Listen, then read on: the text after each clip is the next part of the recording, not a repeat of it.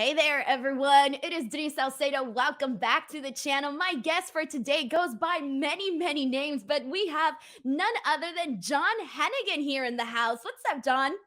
Hey, thanks for having me. Yeah, Johnny YouTube Boxer, Johnny Fusion, Johnny Underground, Johnny Impact, Johnny Mundo, Johnny Nitro. I think I probably should be in the Guinness Book of World Records for the wrestler with the most John-based ring names I in the think so history of the too. biz. It was funny because when I was scheduling this interview, I was like, wait, what is he going by for this specific interview? Like, what name do I choose? Where do For, I for go? MLW, I'm John Hennigan. Right. That was the one thing that I was like, okay, let me double check and make sure I'm good to go, and Yeah, we'll go from there. Because I was like, you got so many names, so there's a lot to definitely it's pick and come choose a from. full circle because I started as John Hennigan on Tough Enough, and now I'm back Yes. to John Hennigan for MLW, the shoot name, brother. It's so much easier, isn't it? Do you prefer it? At this point, I don't know who I am or where I am. You're like, I'm just Johnny wherever I am at this point. It would be easier to just be like Johnny Los Angeles because I'm in And Los you could Angeles. be, I was gonna say you could be LA Johnny.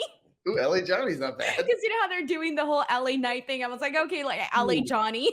that'd be a hell of a tag team. Oh my gosh, there you go. There's an Johnny idea. LA Knight. Yeah, seriously. Oh my gosh, that's so funny. All right, so let's go ahead and jump right in because you're seriously somebody that I feel like every time you and I see each other, we come across each other, we're always like in a different place and time. It's like, oh, I first met you at Ara Lucha, and then from there, I'm seeing you. Oh God, I think I saw you at GCW, and then I interviewed you at Impact. See, it's always someplace different, and now here we are. So I want to start You're off doing with a a little. lot of stuff too. I'm You're trying to keep busy. up with you, man. You're ahead of me. You're two steps ahead of me. You've got a YouTube channel. You got all these subscribers. I'm trying, right? I'm Yeah. trying, but honestly, but it's funny because it's even like early interviews that I did like back in the day, like with you, like that impact interview that we did is really what led to those subscribers and everything from there. You're welcome. So, yeah, It was, exactly. it was either that or your hard work. I don't know.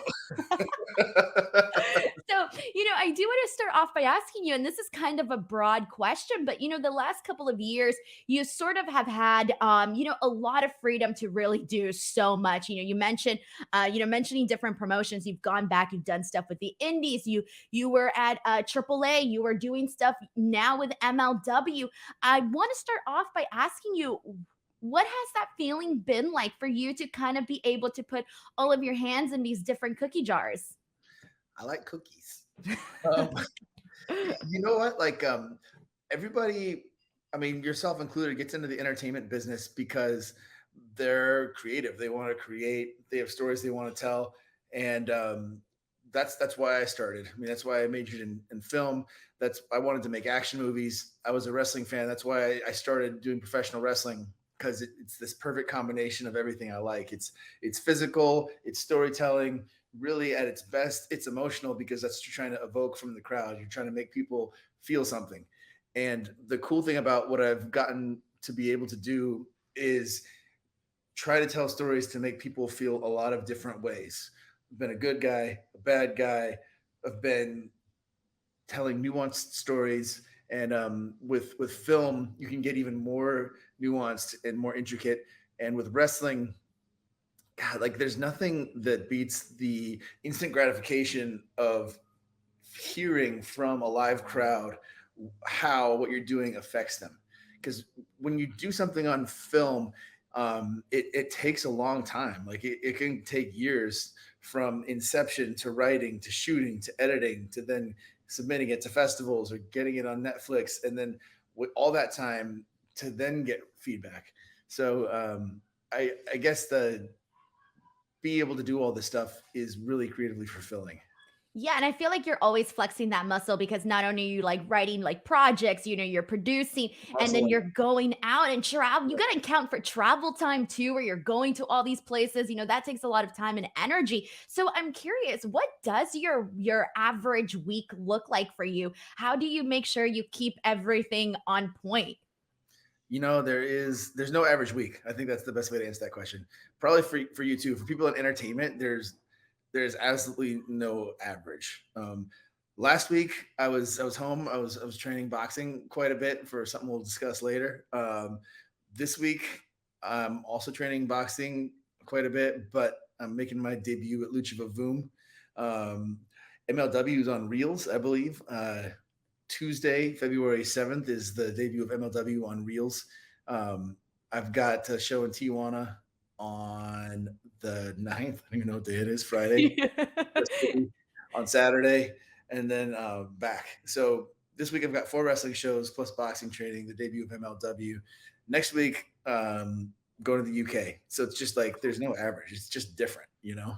But it's exciting though. I feel like it keeps you on your toes. It keeps you like really living this life that, not very many people can say they go out and live a different life every day. And I feel like that really is like the cool thing about it. So, I do want to ask you before we get into MLW and everything is I just had your wife on here, Taya, who I love, by the way. And I just had her on a couple of weeks ago. So we were, yeah, exactly. We got something in common for sure. Yeah. And, she was kind of telling me a little bit about how basically along the same lines as you, going around and doing everything that she's doing, her clothes, her wrestling, just so much. So I was thinking about this and I'm like, okay, like I clearly know that they both have very busy schedules and I know you guys work a lot together too. But how is it that you guys try to also find not just work time, but also, bonding time, relationship time, relaxing time between you and Taya? Well, first of all, like MLW is great for that because on we're both on MLW, but we're together on the show too. So we get to be creative together and travel together for MLW. Not every show is like that, but the weekend after I get back from the UK, a film that the two of us wrote together and produced together is playing at the Man's Chinese Theater at the Golden State Film Festival here in LA. It's called the Iron Sheik Massacre, and that's a good example of something that we set aside time to do something together, something creative outside wrestling, even though it's kind of about wrestling. It's about, Yeah. but it's film. It's a different medium. I think making time to be creative together because we're both creative people is really important. And then like it sounds cheesy to like set up date nights, but when you're busy, it works and you need it. Yeah, that's true. I almost feel like you kind of it's like this weird it's different from what you would normally think as like a date night. It's also you guys going out and working together is part of you guys being together. So it is you find that balance to make it work. And I do like the whole fact about you guys getting to like work together, but not just like in a oh, we're on the same show together. But to create something together is an entirely different thing. So when you guys work together in that manner, whether it's like writing and you mentioned the short film and everything like that. What would you say is that working relationship like? What is one thing that she's really good at that you're really good at that you kind of bring together?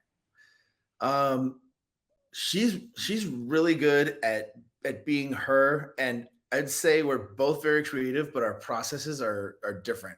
She's more instinctual than I am, maybe even a more natural performer. And for me, like if I'm writing something, if I'm cutting a promo, if I'm doing anything, I'll want to write it down and revise it and revise it and revise it, even tape it, watch it back, and then revise it again. And she's like, is the opposite. She wants to have bullet points and do it and have it be done and move on to the next, which is like really good because I could use more of that. A lot of people could. It's two polar opposite things. I get it, because it is one thing. Like, I got to interview when was it for Triple Mania. I got to talk to Taya there, and she was just like, it was so great actually because she came up to me and we're gonna do this interview, but she had just finished her match, and so she's all bloody, kind of a little bit disoriented, and she's like, "What's going on?" She's like, "Everyone's telling me something different right now," and I was like, "Okay." Calm down. This is what's happening. This is what's going on. And she's like, thank you. But the second we went on, it was just like bam, bam, bam. She nailed it. Even though she had all of these different people telling her, go here, go there. You got to do this interview. This is what's going on. She just like nailed it instantly, like right on the spot. She works really well under pressure. When it's time to deliver, she just gets the game face on and goes out there and will wrestle or do interviews or even acting. She's extremely natural on camera, and it's more nuanced because acting is smaller than wrestling because wrestling is kind of similar to live theater, and you need to be big so everyone can see you and hear you, and especially because there's people way back there in wrestling. But she can toggle back and forth between wrestling, live theater, filling an arena, and then feeling big, but being more nuanced and smaller because the camera can go in there and like just take it from your face. I love that. I love that you brought that up because it is true. It's two different types of things. It's almost like the equivalent of like stage acting.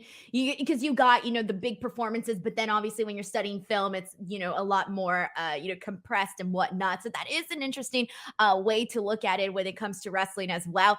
So let's go ahead and dive into MLW because you just made your debut with MLW. You've kind of got the ball rolling there. You mentioned you're there with Taya as well, but they have a pretty diverse roster. With that being said, tell us about how this opportunity came about and what made you decide to be like, you know what, let's do this with MLW. Well, so this is the second time I've worked with MLW with Court, and the first time I was there, it was a really good experience. It was in the first War Games match, and I mean, I expected like Strickland, Tommy, like a lot of the same guys, but this time it came about because obviously Taya was already working there, and she mentioned to Court that that had an injury that had healed up, and me and Court have always gotten along really well. And I've been watching what he's been doing with MLW, especially now that it's on Reels. Obviously, it's a great time to talk about how it's on the come up and talk about what a great roster he's put together. So I think Ty was a part of it, had nothing but really good things to say about it, which I already knew and expected. And then she asked Court to hit me up. He did. We worked it out, and now I'm really pumped to be back in a faction with Taya, obviously, and Cesar, uh, which is a throwback to Lucha Underground. Um, Luis is his name. Fantastic dude. Like he's an amazing actor, but since Lucha Underground, him, Ty, and I'd say became friends. He's got a sailboat in Marina Del Rey. A lot of people don't know Oh, this. that's nice. He has taken us out several times on what are definitely my favorite sailing trips. Um, Oh, that's so I'm nice. And it's so I'm nice out there too, really. not the best sailor. Like Oh. he crashed into the rocks one time in the channel, No. which made it really fun for me. Like we were on a double date actually, and I don't think his date liked it, but like Kira Taya was speaking Spanish to like all these fishermen who were trying to push us off the rocks with their fishing poles, and then uh, Cesar was trying to somehow like get his boat off the rocks, and I was jumping out and trying to hold it off the rocks so it wouldn't get smashed. And then the Coast Guard came and got us off, and after that we had an amazing day. But it literally was like the most fun day because of that. And Hey, like man, it's an adventure. yes, Even though you and the crashed into place some is rocks. Me and Taya loved it. Unfortunately, his date did not love it. Oh, no. I'm But it guessing was that was really the fun. end of that relationship. Yeah. I'm guessing. Oh, no. He's gonna hear you say this story and be like, "What the hell, bro? You just told everybody my date Well, was a disaster." it wasn't a disaster. It was going well until the incident. Yeah. But I kinda feel bad though that He that was such a happened because positive person, though. He's like, "Come on, let's have a good day." Like, he's the most positive, good guy, and like, he's very talented and passionate. He's he's one of those people that makes you better when you're around him. You know what I mean? Yeah. Oh, that's so awesome. So Well, that we got. Oh, go ahead. We got Sam keep Adonis an in our eye out group. on those sailing trips. Oh, we're going again. Like next time we can, we're definitely going back on the boat. Hell yeah, hell yeah. So I guess with that being said, I was gonna ask, what your experience has been like so far with MLW and everybody else and everything that's been going on. Oh well, so we also got Sam Adonis in our group, who is very familiar with lucha libre. Spent a lot of Yeah. time working down in Mexico. But the roster in general, you got Juicy, you got Fatu, Lance, Boomaye, we got Willie Mack, Harry Smith, Davey Richards, who I have known for a long time, but didn't get a chance to wrestle until MLW, which is awesome. I'm leaving so many people out, like Enzo, Microman, Lindsay, like the roster. is stacked. And one of the fun things about wrestling, the more you do it, it's like you have met everybody. I've almost met everybody, but you don't really get to spend a ton of time with people unless you're on the same show or working with them. And Right. now it's like going from like different high schools, so to speak. And there's different circles of friends that are friends, and you don't get to see people until you work with them. So it's been really nice getting to see everybody and catch up with everybody. I like how you kind of painted that picture because it is kind of true. If you're in one promotion, it's like here's your group of friends there. Then you're in another promotion. Here's my group of friends there. Considering that you've been pretty much everywhere, how do you make sure to keep in contact with those that you've developed, strong relationships with over the years? You know what? That is a very good question, and it's not easy because the life of an entertainer, pro wrestler, is pretty busy. So text groups, but also like there's people like I don't know, like say I don't talk to Drew McIntyre a ton, but whenever I see him, like we'll pick up where we left off and like we can talk for 5 minutes or like 5 hours and just like catch up on everything. And I feel like a lot of people are like that because there's so much brotherhood, sisterhood within the pro wrestling community, and people have so much in common. And there's so many stories that I know about people that Drew McIntyre to go run with that, for example, knows that I've got a ton to tell him. He's got a ton to tell me, and the same could be said for like Willie Mack or Enzo or Harry Smith, everybody, you know? And so when you see people, it's really fun to hear what they've been up to. That's awesome, and I feel like you always get some good stuff out of that conversation and whatnot, and then go pass it on and do what you need to do, right? Okay, so I do want to go ahead and switch gears because, as we mentioned at the top of this, you're going to be making your first official sanctioned boxing, having your first official. I can't get that word. Oh my gosh, you're gonna Officially sanctioned boxing match. yeah, your Oh, first I'm official boxing. sanctioned boxing match. Finally got that out. There we go. You're going to be doing Creator Clash 2 April 15th. And right now, there is this huge trend where we're seeing influencers get in there, creators get in there and do boxing and do this and that. And so this is one of those events, but also, it's going to be, going to charity and all of that. So that's really nice. But I want to start off by asking you, was this something that you were already interested in doing? Did this just fall in your lap? How did that all work out? So, I mean, I've been a fan of boxing for a long time. Never did I ever think about boxing personally. But I was at Creator Clash 1. Nathan Barnett, aka Dad, was the first fight of Creator Clash 1, and he asked me to be in his corner. And at the time, I didn't realize how big the event was going to be, but I was excited to watch him fight in his first fight. And when I went and saw like how well he did and how excited everyone was, like all the influencers that fought on Creator Clash 1 had a really good time, and the crowd had a great time.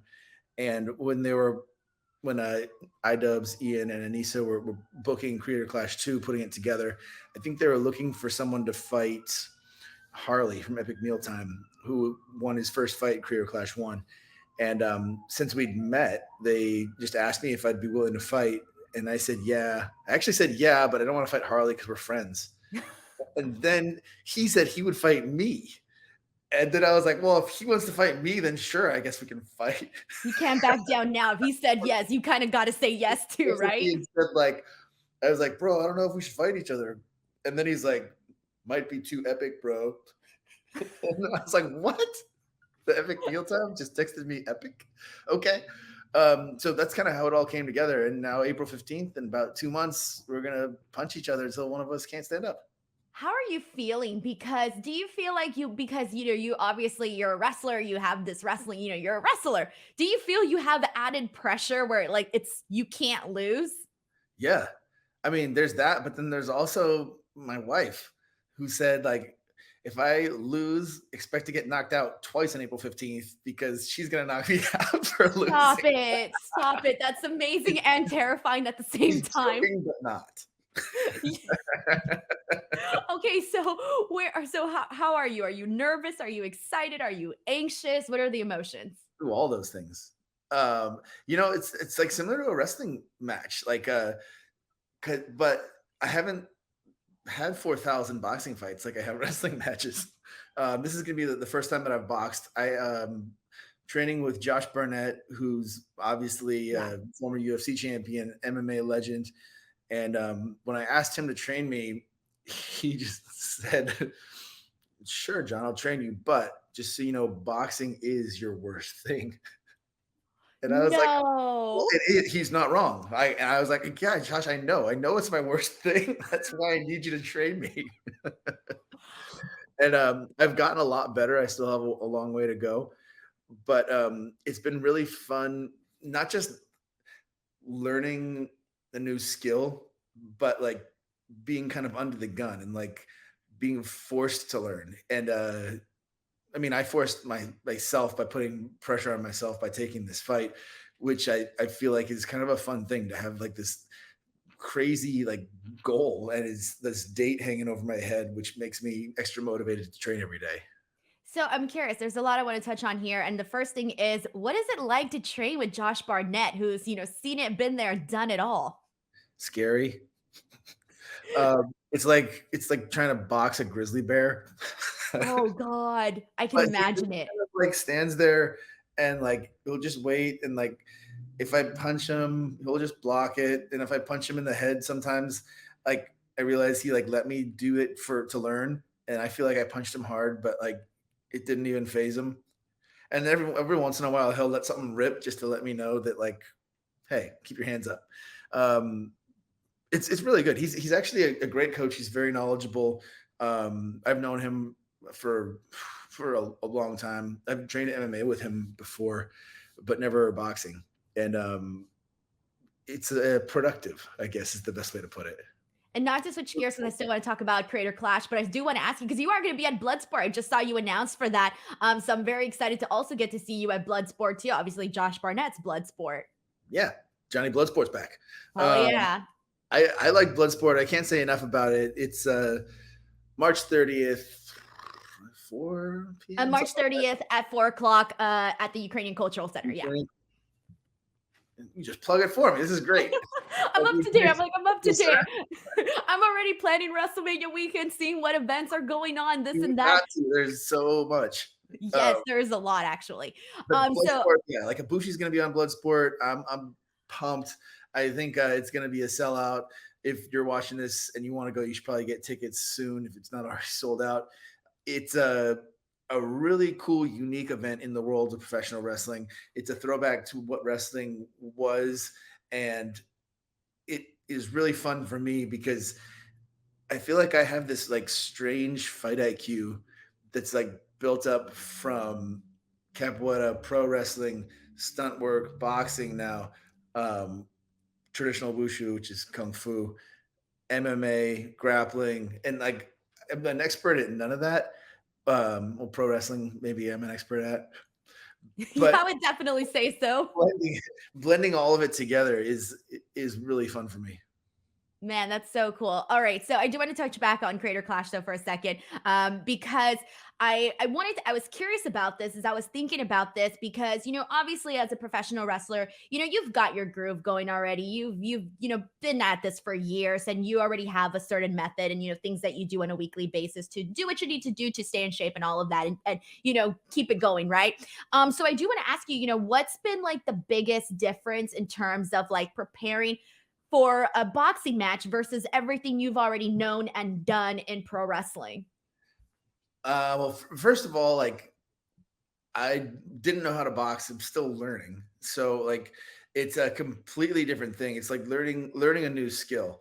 Um and like the specifics of it are bizarre for this event. Like think about this. Like last Sunday, I woke up and drove to Aaron from Game Grumps' house and fought him in his driveway in the morning for an hour.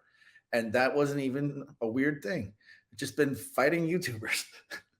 And they're really good. They push me. They're good, like good fighters. They've been training hard. Everyone's taking this very seriously, um, and I think I'm more nervous for this than I have been for a wrestling match in a long time. because when I wrestle, I'm very confident in my ability, and I don't have that confidence yet because I'm just learning this craft, practicing the sweet science, so to speak. And it's fun. I like learning. That's so cool, man. I'm excited for you. Do you think depending does it depend on the outcome whether you'll give it another go, or are you already planning on doing more boxing after this? Oh, I'm down to fight again. I'll fight anybody.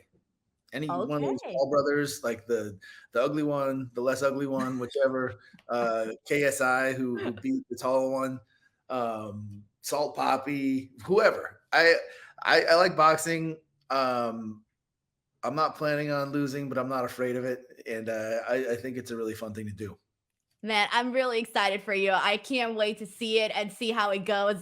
And I'll be rooting for you definitely. And on top of that, because I also don't want to see Taya have to knock you out if you lose afterwards.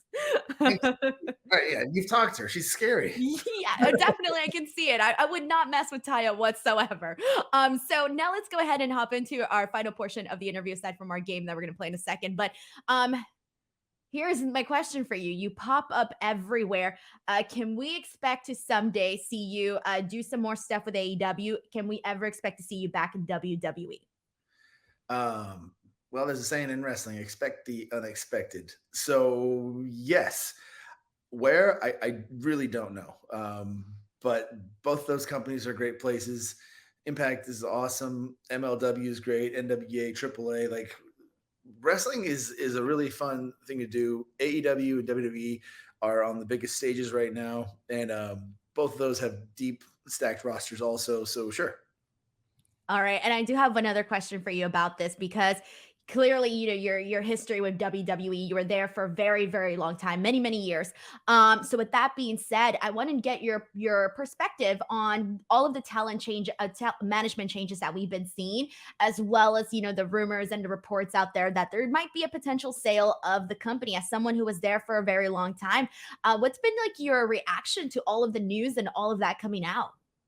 I mean, it's all first of all, it seems crazy, right? It's all like change is crazy. I can't believe it. Like the Vince left, Vince is back, Hunter's in charge, and the without getting into the nitty gritty of everything, it seems crazy until you think about things historically.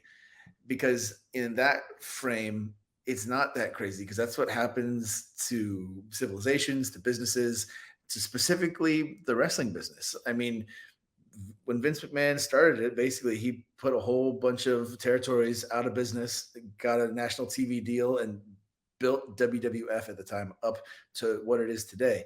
And that came out of turmoil, and turmoil is it happened with WCW and WWF in the race back then between those two companies, and WWF won, and now AEW is on the map, and now Vince is back, and he might sell the company to Saudi Arabia. Like it's it's chaotic, it's interesting, and, I think it's part of the intrigue of the business. I think so too. And it's been really great to kind of like follow along and see what's going on and what's happening and who's doing this now and this and that. So it has been crazy. Now my final question for you is here. We're just started this brand new year, 2023. In just a couple of months, you're gonna be doing the Creator Clash 2. You got your film projects lined up and everything that you're doing with MLW. So I do want to ask you, what is the bucket list goal for 2023? What are some of the things you want to accomplish this year? Whew. Some of the things. First of all, win my first boxing fight. That's definitely on my New Year's resolutions lists. Um, have a second boxing fight. I don't know against who or when yet, but dealing with number one first. Um, make another film project. Not necessarily sure whether it's going to be a short or a feature, but I've got several concepts and a few scripts that I want to shoot. Raising money for that is the trickiest thing, and it takes a lot of time and effort. But I'm planning on putting some time and effort into that this year, and coming back to wrestling and surpassing where I was prior to basically tore my groin in Australia last year, and it's been a long road back. But it's so funny. Like it affected some of my twisting, like A twists, aerials, like side flip, side kick, stuff that would not matter to anyone, except it bothers me that I can't do the same type of side flip, side kick that I did prior to the injury. But getting all that back, basically getting to like 110% recovery. I say that because I want to surpass where I was prior to the injury. And I think it's possible. It just takes intelligent hard work. Exactly. I think you nailed it right there. Intelligent, hard work, consistency, and everything that you need to do to rehab it and get back to where you were, and even better.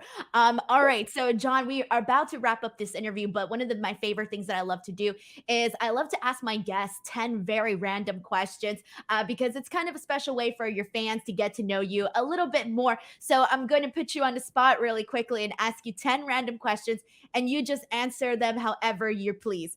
Okay. So let me just get This the is like a last. speed round, right? Yeah, it's really the I call it lightning round, but I let people take their time with it, so it's not really a lightning round because you can talk as much as you want. Okay, so and let's get into it. Here we go. Question number one: if you could have starred in any movie ever, which would it have been? Whew. Drunken Master 3.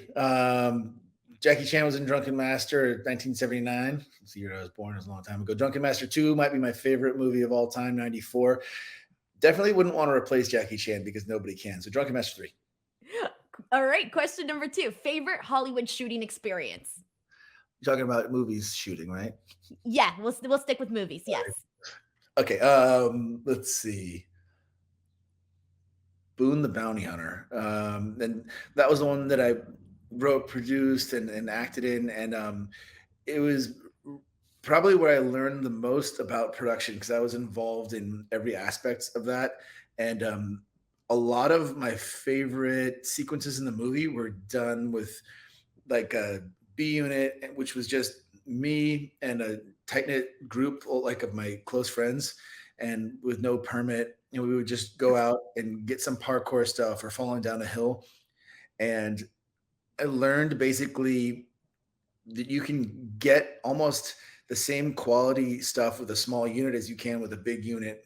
You just can't shoot a huge scene with a ton of people or background.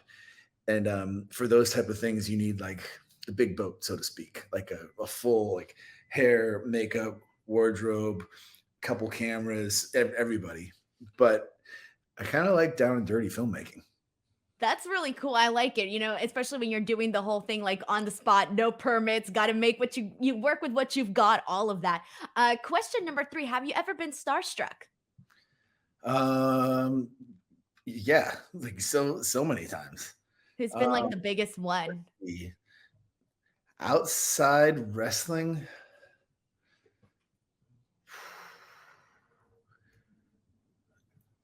I don't know. I mean, I'm trying to. I'm taking a little bit because I've been starstruck a lot. You're like everybody. Funniest, the funniest one to me was like John LaJoel like has a YouTube channel, and I was a big fan of his. And I saw him at like a Starbucks, and like for some reason, like almost bumped into him as I was walking out, and he was walking in, and I like couldn't believe it was him because I just watched his songs, and I was like, everyday normal guy.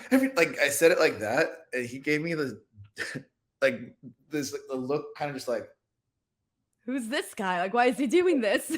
like let me into Starbucks so I can get my cappuccino.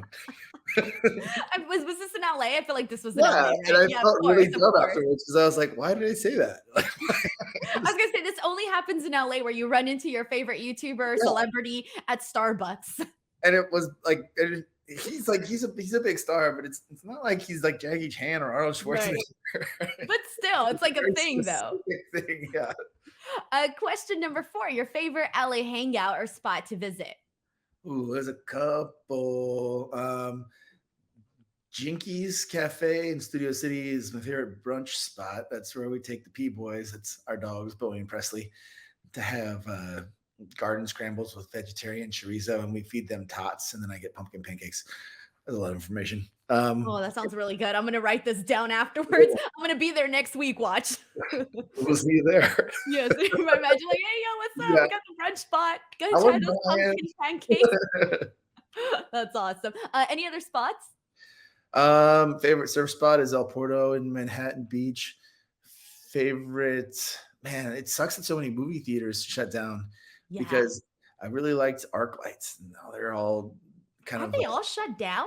yeah, like I some of didn't them know are that. in the Regals, but they all like Regal Cinemas, but they're all there's no more arc lights, which really sucks. They even took down the one right there by the CNN building? Um, yeah, and I don't know if they took like demolished it or whatever, but like it's no longer an arc light. Oh, man. Okay, I see what you mean. Okay, I had But no they idea. still exist, but like and I'm not sure like what name they're under now. Oh, I see. Okay, okay. Here Nobu we in go. Malibu, good one. Which one? Sorry? Nobu in Malibu, Oh, yeah, I like that very one, good. yeah. How about you? Favorite LA spot? Oh, I like to go anywhere, but I mainly love to, like, walk and go to, like, the malls. I like to go to the Americana and places like that and walk around and, do little things, walk at the Santa Monica Pier. The promenade in Santa Monica, I like to walk there too. So I like to I love walk and walking on the explore. beach. Yeah, Yeah, Pasadena, like downtown Pasadena, I love to walk there too. I love all the places that they have and discovering like new the little restaurants. the city capital almost. Yeah, yeah, exactly. So I love seeing all that type of stuff. I love A it. really cool Assassin's Creed short project there. Oh, really? You think about it, it looks very Assassin's Creedy, huh? Yeah, that's true, that's true. You're right. You're definitely right on that one. All right, question number 5. What's the coolest thing about wrestling in a match against what was the coolest thing about wrestling in a match against Bad Bunny? Um, I think the amount of respect he had for the art of professional wrestling and the amount of passion that he had for doing really well. It was really cool to see someone of his like star star meter, star value, just like the number one recording artist in the world, be a wrestling fan and decide like I want to do this, but if I do it, I don't want to do a bad job. I want to do an amazing job, and that's going to take a lot of work. And he put that amount of work into the performing well at the match we had at WrestleMania, and I got to see that and realize, you know what, like this is exactly why this dude is successful. He's very smart. He knows incremental work leads to incremental improvement. He doesn't mess around and he takes doing his job very seriously, whether that's wrestling or music, but he doesn't necessarily take himself seriously. Like he's down to joke around and have a good time. He's a very nice guy. Wow, what was your reaction to that Canadian destroyer? I had to fight for that. A lot of Really? people did not think that we should do that, like worried about like my safety. And like, I was like, my safety, come on. That's um, amazing. but we he wanted he wanted to do something cool. I suggested that, and then he was a little nervous until we did it a few times, and I think then he was like stoked about like the possibilities. And then when it was raining again on the day, we had to like convince people that it's fine in the rain. The rain actually would make a lot of things more dangerous, but not that probably. Wow, wow, okay, I mean, that's really cool. Okay, question number 6, if you could tag team with any celebrity, who would it be? Johnny Nitro, that guy was great. Question number 7, favorite TV guest role that you did? Ooh, favorite TV guest role. Um, Probably the role of Ryan Davidson on Baby Daddy, which was a sitcom like in front of a live studio audience. And I was acting and it had a little wrestling match against Derek Thaler, who's a good friend of mine. He actually lives like a few houses down, Oh, random. wow, okay. But it was really cool to act in front of a live studio audience because it's not something that a lot of people get to do. And it reminded me of wrestling a little bit. You Like get those instant reactions. yeah, and like the audience will laugh at the jokes, and they're there to have a good time, and it just felt really cool. That's awesome. Question number 8, WWE memory you look back at most fondly? Whew, that's tough. There's debut. You know what? Like this is one of those questions that's tough to say. What is your favorite, or what's the one best? But there's so many. Like wrestling Jeff Hardy, um, wrestling CM Punk, Miz and I like winning the tag titles, wrestling Miz in the Falls Count Anywhere match, wrestling Sheamus in Falls Count Anywhere, ladder matches, WrestleManias. Like there's so many good memories. Man, question number 9. Who's one of your favorite talents to watch right now? Whether it's in the indies or in any other promotions. Whew. Well, Taya definitely is Of course. my number one. You know what? Like, there's a lot of really cool, like, man, the Vikingo is like next level, And you and got to work with him watching, too. yeah, which was it blew me away how like watching him, I was like, this guy's next level. Then working with him, I was like, oh man, he's really next level. But there's also people like Gringo Loco that I really like wrestling someone like Vikingo because I can watch and appreciate what they're both doing and how like it takes two people like that are both extremely good at what they do to put on your 5-star match or 6 stars or however many stars we're rating matches these days. Man, that's incredible. I'm so glad. I'm so happy you shouted out Gringo Loco too, because I feel like he definitely deserves a lot more attention for all of the work that he's doing. It's incredible. Question number 10, last question. Describe yourself in 3 words or less. I didn't want to say anything at first because I was like, shoot, now I'm gonna start taking up my words. Let's see. 3 words or less.